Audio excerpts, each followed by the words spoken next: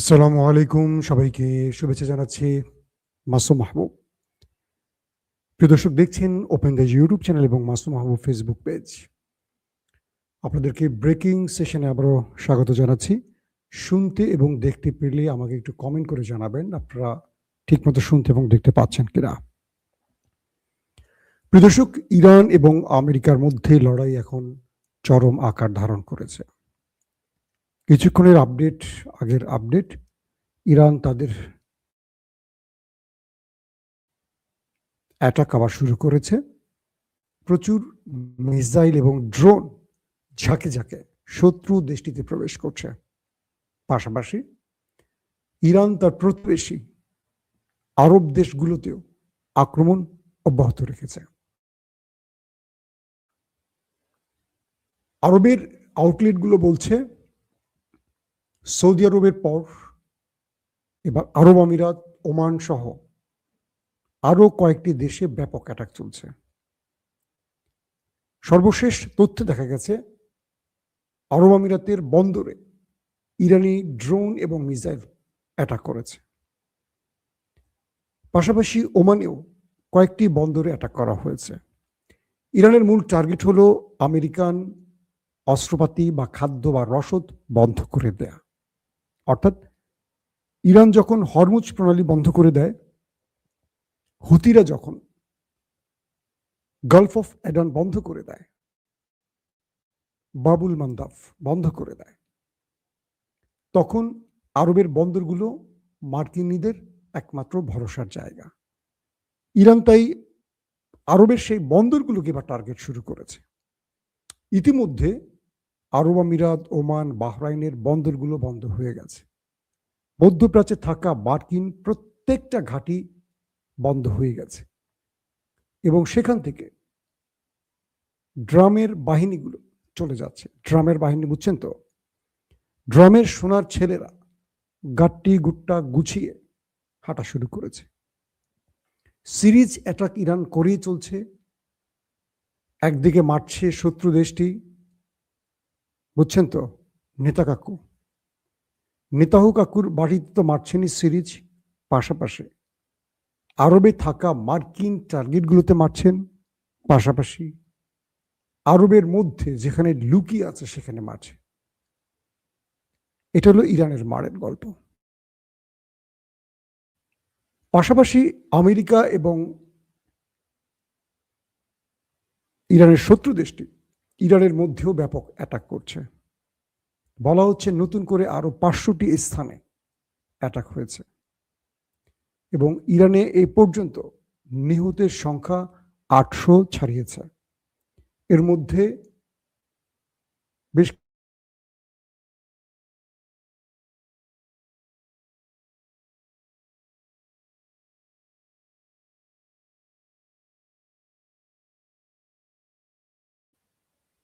দর্শক, হঠাৎ হঠাৎ ক্যামেরা বন্ধ হয়ে যাচ্ছে। আমি বুঝতে পারলাম না যে প্রবলেমটা কি হচ্ছে। এখানে সব ঠিক আছে, স্পিড আমি সব দেখতে পাচ্ছি। এখন যে বিষয়টা তৈরি হয়েছে যে ইরানের মধ্যে আক্রমণ চলছে, ইরান বাইরে আক্রমণ করছে, অর্থাৎ ইরান তাদের আক্রমণ যতটুকু পারবে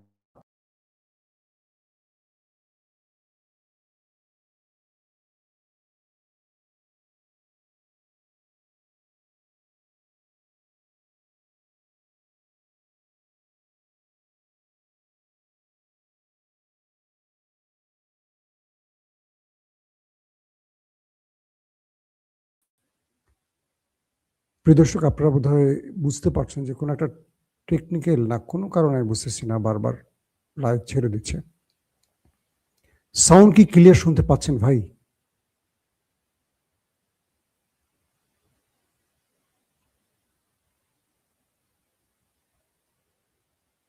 আপনারা কি সব শুনতে এবং ক্লিয়ার? আমাকে একটু কমেন্ট করেন তো আপনারা দেখতে এবং শুনতে পাচ্ছেন কিনা।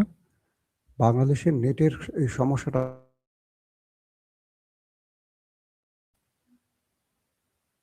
আমি দেখি আমার নিজস্ব ক্যামেরাটা কি কাজ করে।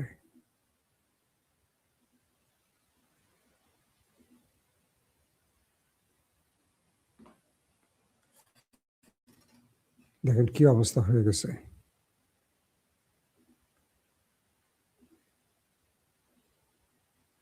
প্রিয় দর্শক,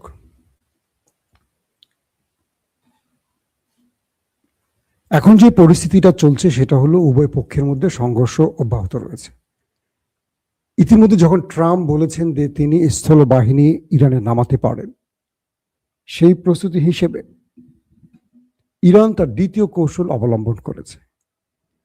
ইরান তার প্রক্সি বাহিনী লেবাননের হিজবুল্লাহকে মাঠে নামিয়ে দিয়েছে। হিজবুল্লাহ ঘোষণা দিয়েছে তারা শত্রু দেশটির মধ্যে ঢুকবে এবং সেখানে তারা অভিযান চালাবে। অর্থাৎ ইরানে যদি মার্কিন ইসরায়েল বাহিনী ঢুকে পড়ে, সেক্ষেত্রে ইরান কৌশলে দখলদার দেশটির ভেতরে হিজবুল্লাহকে ঢোকাবে। সেইভাবে হিজবুল্লাহকে নির্দেশ দেওয়ার পর হিজবুল্লাহ আক্রমণ শুরু করেছে। ইতিমধ্যে হিজবুল্লাহর উপরও শত্রু বাহিনী আক্রমণ শুরু করেছে। বলা হচ্ছে দখলদার দেশটি লেবাননের ভেতরে তার স্থল বাহিনী ঢুকিয়ে দিয়েছে। আর লেবাননের যে সরকারি বাহিনী আছে তারা ইসরায়েলের সাথে কথা বলে পথ ছেড়ে দিয়ে সরে গেছে। বুঝতে পারছেন? মুসলিম বাহিনী, লেবাননের যে মুসলিম বাহিনীটি আছে তারা ইসরায়েলকে স্বাগত জানিয়ে সরে গেছে, ছেড়ে দিয়েছে হিজবুল্লাহর উপর। যখন শত্রু বাহিনী ঢুকে পড়েছে লেবাননের ভেতরে, তারা প্রচুর শেলিং করেছে প্রথমে। এরপর লেবাননের যোদ্ধারা চারদিক থেকে ঘিরে তাদের উপর রকেট এবং বোমা বর্ষণ শুরু করে। দুপক্ষের মধ্যে এখন এই মুহূর্তে ব্যাপক সংঘর্ষ চলছে। হতাহতের খবর হয়তোবা আমরা পরবর্তী লাইভে আপনাদের জানাতে পারবো। ইরান এখন যেই কৌশলটিতে খেলছে, একটি হলো হিজবুল্লাহকে মাঠে নামানো, 2 নম্বর হুতিদেরকে এখনো রিজার্ভ বেঞ্চে রেখেছে, তাদেরকে শুধু বলছে Bab el Mandeb, Gulf of Aden, লোহিত সাগর, রেড সি এগুলো কন্ট্রোল করার জন্য। প্রয়োজনে হুতি এই অঞ্চলগুলোতে আবারও সাগরে অ্যাটাক চালাবে। এরপর ইরানের মিসাইল ফুরিয়ে আসলে বা ইরান যখন প্রয়োজন মনে করবে যে এবার তারা একটু অন্যদিকে নজর দেবে, অর্থাৎ আমেরিকার দিকে বা আরবের দিকে, তখন ইয়েমেন ইসরায়েলকে টার্গেট করতে পারে, এমন সম্ভাবনার কথা বলছেন বিভিন্ন সামরিক ব্যক্তিরা। এই মুহূর্তে সবচেয়ে বড় থ্রেটটা কি আরবের জন্য? আরবের জনগণ ইউরোপের দিকে ছুটে চলে যাচ্ছেন। তাদের বড় বড় বিমানবন্দরগুলো বন্ধ হয়ে গেছে। মানুষ এয়ারপোর্টে জড়ো হয়েছে, টিকিট কেটেছে কিন্তু যেতে পারছে না। আর আমেরিকার জন্য সবচেয়ে কঠিন অবস্থা তৈরি হয়েছে, কারণ ইরান আরবের প্রত্যেকটি বন্দরে হিট করার কারণে আমেরিকা তার রসদ আনতে পারছে না। এখন আমেরিকা কোন দেশটির মাধ্যমে আবার তাদের এই রসদ বা চেইন লাইনটি তৈরি রাখবে? ইতিমধ্যে মার্কিন কিছু গণমাধ্যম দাবি করেছে আমেরিকা ইন্ডিয়ার সাথে যোগাযোগ শুরু করেছে। ইন্ডিয়া হয়ে এই তাদের রসদ আবার আরবের রাষ্ট্রগুলোতে ঢোকাবার চেষ্টা করবে। ইরানের এক সময় সবচেয়ে প্রিয় দেশ ভারত বা ইন্ডিয়া, তারা প্রকাশ্যে এখন ইসরায়েলের হয়ে মাঠে নামছে। দর্শক, এর পরবর্তী গুরুত্বপূর্ণ খবরটি হল সৌদি আরবের ভেতরে মার্কিন দূতাবাসে হামলার পর আরো কয়েকটি জায়গায় হামলার খবর পাওয়া গেছে। আরবের প্রত্যেকটি দেশে মার্কিন দূতাবাস বন্ধ হয়ে গেছে, কনসুলেট বন্ধ হয়ে গেছে, কার্যালয় বন্ধ হয়েছে, সব বন্ধ করে ফেলা হয়েছে। এবং মার্কিন যুক্তরাষ্ট্রের পক্ষ থেকে আরবে থাকা, মধ্যপ্রাচ্যে থাকা প্রতিটি মার্কিন নাগরিককে দ্রুত আরব দেশ ছাড়তে বলা হয়েছে।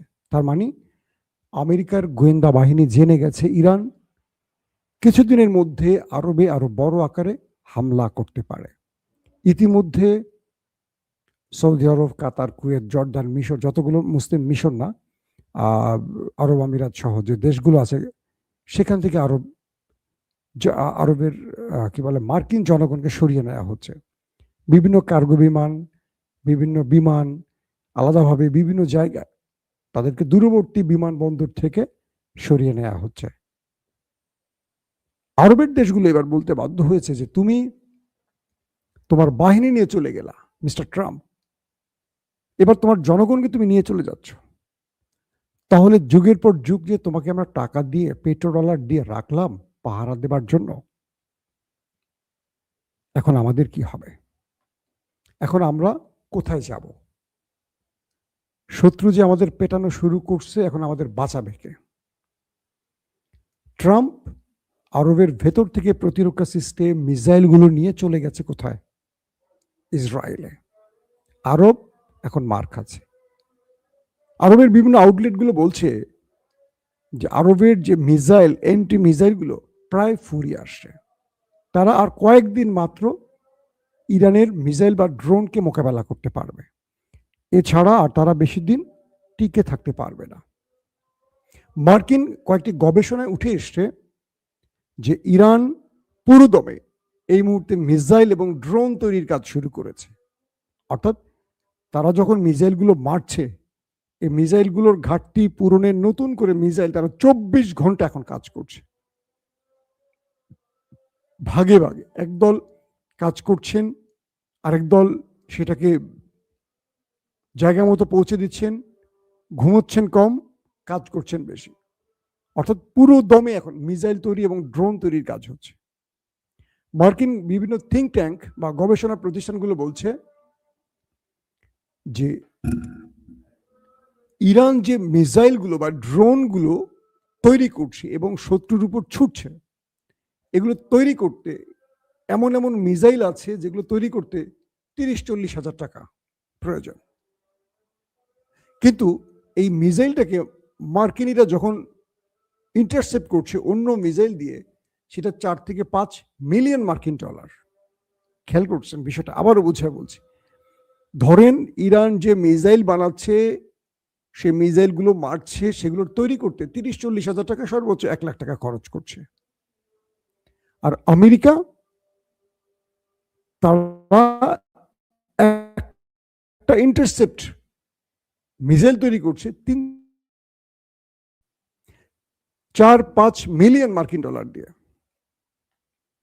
বলা হচ্ছে মার্কিন রসদ ফুরিয়ে আসছে।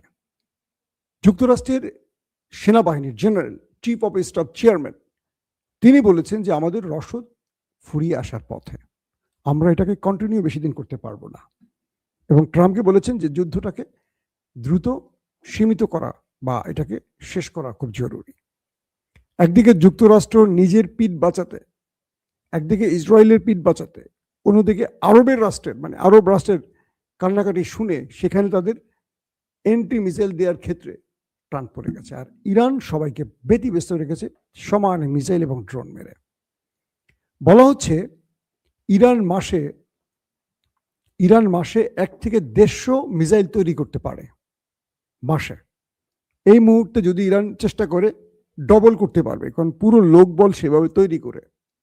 কিন্তু আমেরিকান থার্ড বা প্যাট্রিয়টের যে মিসাইলগুলো, এন্ট্রি মিসাইলগুলো, এগুলো মাসে 6 থেকে 8টি তৈরি করা যায় সর্বোচ্চ পরিমাণ। হিসেবগুলো বুঝবেন আগে। ইরান মাসে পারে 1 থেকে 200 বা 150 থেকে 200 তৈরি করতে মিসাইল বা ড্রোন। আমেরিকা পারে 6 থেকে 8টির মতো এন্টি মিসাইল। আবার একটি মিসাইলকে ইন্টারসেপ্ট করতে থার্ড বা প্যাট্রিয়ট বা আয়রন ডোম যে মিসাইল ছোড়ে, তাদেরকে 3 থেকে 7টির মতো মিসাইল ছুটতে হয়, 3টি থেকে 7টি। অর্থাৎ একটা ড্রোন যখন ইরান মারে শত্রুর দেশকে টার্গেট করে বা মিসাইল যখন মারে, তখন সেই মিসাইলটা যখন আসতে থাকে, এটাকে ইন্টারসেপ্ট করতে একটি মিসাইল না, একাধিক মিসাইল মারতে হয়। হতে পারে 3টি, হতে পারে 5টি, কখনো 10টিও মারা লাগে, কখনো 2টিও মারলেও হয়। তো ইরান এখানে যে কৌশলটা নিচ্ছে, প্রথমে তারা তাদের স্বল্প মাত্রার অথবা পুরনো আদলের যেগুলো অনেক দিন পড়ে আছে, জমা পড়ে আছে, এগুলো মারছে। আর রিজার্ভে রাখছে ব্যালিস্টিক অথবা হাইপারসোনিক অথবা খাইবার্ড অথবা সিজিলের মতো ভয়ঙ্কর সব মিসাইলগুলো। ধরেন 100টা মিসাইল মারছে, 10টা বা 5টা সিজিল মারতেছে। তো সিজিল মনে করে আমেরিকা তাদের মহামূল্যবান এন্টি মিসাইলগুলো ছুড়ে ব্যাটারি শেষ করে ফেলছে। তাদের রসদ প্রায় ফুরিয়ে আসছে। ইরান এই কৌশলে আমেরিকা বা ইসরায়েল বা আরবকে আগে তাদের মিসাইল শেষ করার খেলাটিতে নেমেছে, যে আমি আমাদের কম দামি মিসাইলগুলো বেশি মারবো, আর এগুলো মারতে গিয়ে ধরেন ইরান যদি 100টা মারে, আমেরিকাকে মিনিমাম 500টা মারতে হচ্ছে। 5টা ধরে নেই যে 5টা করে ইন্টারসেপ্ট বা 3টা করে মারলে 300টা মারতে হচ্ছে। তো কার বেশি যাচ্ছে? আমেরিকার বেশি ফুরাচ্ছে। আবার খরচ কার বেশি হচ্ছে? একটা এন্টি মিসাইল 4 থেকে 5 মিলিয়ন ডলার। কোথায় 1 লক্ষ টাকা আর 4 থেকে 5 মিলিয়ন ডলার। কল্পনা করেন খরচের লেভেলটা কোথায়। অর্থাৎ অর্থনৈতিকভাবে সেখানে ওটা চাপে ফেলে দিচ্ছে। তো এই মুহূর্তে ইরান এই কৌশলটি নিচ্ছে। পাশাপাশি ড্রোন, ইরানের কাছে রয়েছে হাজার হাজার ড্রোন। ড্রোনে তো ইরান মোটামুটি সেরা, আপনি জানেন। মার্কিন রিপার ড্রোন বেশ কয়েকটা হজম করে ফেলেছে। এখন আমেরিকা এই ড্রোনগুলো ইরানে ছাড়তেও ভয় পাচ্ছে। পাশাপাশি কুয়েতে 3টি F-15 ধ্বংসের পর আমেরিকা একটু নতুন করে টেনশনে পড়ে গেছে। তো সবকিছু মিলে আরবের মধ্যে বড় মিশন করতে যাচ্ছে এবং আরব বুঝতে পারছে তাদের গেম ওভার। এখন তারা নেপথ্যে ইরানের সাথে আলোচনা করতে চাইছে।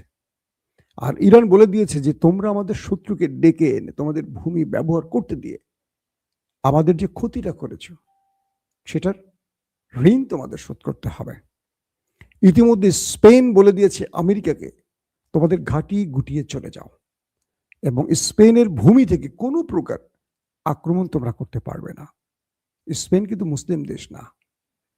স্পেনের পাশাপাশি ইউরোপের অনেক দেশ আমেরিকাকে না বলে দিয়েছে যে তোমরা আমাদের ঘাঁটি ব্যবহার করে কোনো প্রকার আক্রমণে যেতে পারবে না, কারণ আমরা চাই না আমাদের দেশ আক্রান্ত হোক। আর আরবরা এখন কান্নাকাটি করছে এই কারণে যে তোমাদেরকে আমরা পেলে পুষে রেখে দেখলাম শেষ পর্যন্ত বিপদ আমাদের কাঁধে এসে গেছে। না তোমরা আমাদের রক্ষা করছো, না আমাদের জন্য তোমাদের টেনশন আছে, বরং তোমরা স্বার্থপরের মতো এখন নিজেই পালাচ্ছ আমাদের দেশ ছেড়ে। আর যেটুকু সুবিধা ছিল ইসরায়েলকে বাঁচাচ্ছ, আরবকে তো বাঁচাচ্ছ না তোমরা। তাহলে আরবের অর্থগুলো লুটে নিলে কেন? বাবুল মান্দাব বা হরমুজ প্রণালী বন্ধের কারণে পুরো পৃথিবীর অর্থনীতি ব্যবস্থায় থমকে গেছে। কাতার তার গ্যাস বন্ধ করে দেয়, পুরো ইউরোপ খুব শিগগিরই অন্ধকার হয়ে যেতে পারে। নানান রকম টেনশন এখন পৃথিবীতে। যুদ্ধ কোন ফরম্যাটে ছড়াবে এটা এখন বলা খুব মুশকিল, তবে শিগগিরই সেটা হয়তো আমরা জেনে যাব। এখন ইরান তার আমেরিকান ইসরায়েলের স্থলবাহিনী মোকাবেলায় নতুন পরিকল্পনা আছে। দর্শক, রাতের খবর রাত 11টা থেকে 12টায় আমরা আরেকটা লাইভ সেশনে আসবো, সেখানে আপনাদেরকে আরো আপডেট দেওয়ার চেষ্টা করব।